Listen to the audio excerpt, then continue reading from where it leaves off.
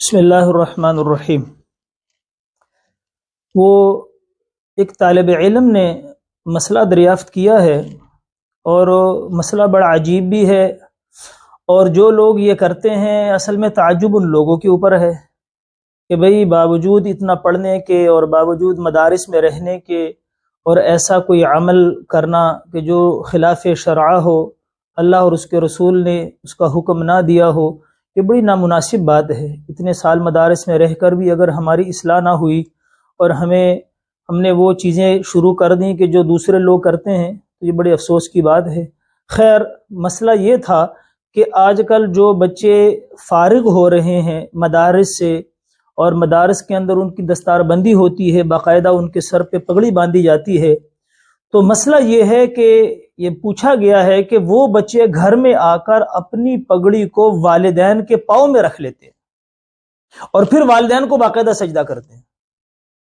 وہ پگڑی اتار کے والدین کے پاؤں میں رکھ لیتے ہیں اور پھر ان کو سجدہ کرتے ہیں۔ تو بھئی دونوں کام جو ہیں وہ شریعت کے لحاظ سے نامناسب ہیں کہ پگڑی جو ہے نا اس کا مقام سر ہے، کسی کے پاؤں نہیں ہے۔ کسی کے پاؤں میں اپنی سر کی پگڑی کو رکھنا، ایک تو یہ بات ناجائز ہے۔ دوسری یہ کہ سجدہ تو بڑی دور کی بات ہے، وہ تو یوسف علیہ السلام کا جو دین تھا اس میں سجدہ تعظیمی کی اجازت ہوتی تھی۔ ہمارے یہاں سجدہ تعظیمی کی کوئی حیثیت نہیں ہے، شریعت نے اجازت نہیں دی۔ حتیٰ کہ حضور پاک علیہ السلام کے بارے میں تو یہ بھی آتا ہے کہ آپ علیہ السلام کے لیے اگر کوئی اٹھتا تھا، یعنی آپ علیہ السلام تشریف لاتے اور کوئی صحابی حضور کے لیے اٹھتا تعظیماً، تو اللہ کے نبی اس کو منع فرماتے اور اللہ کے نبی اس کو ناپسند فرماتے۔ یہاں تک ترمذی شریف کے اندر حدیث آئی ہے، طلباء نے پڑھی ہوگی، کہ حضور پاک علیہ السلام کی آمد پر صحابہ نہیں اٹھتے تھے، کیونکہ اللہ کے نبی ایک چیز کو پسند نہیں کرتے، تو صحابہ کو کیوں کرے؟ تو لہٰذا تعظیماً کسی کے لیے اٹھنے کی اجازت اللہ کے نبی صلی اللہ علیہ وسلم نے نہیں دی۔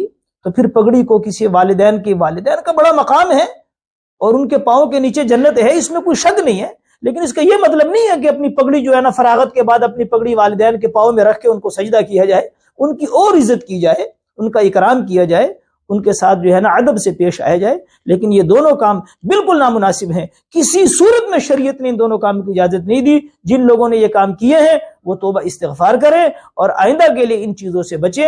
احترام اپنی جگہ پر ہے، لیکن یہ دونوں کام نامناسب ہیں۔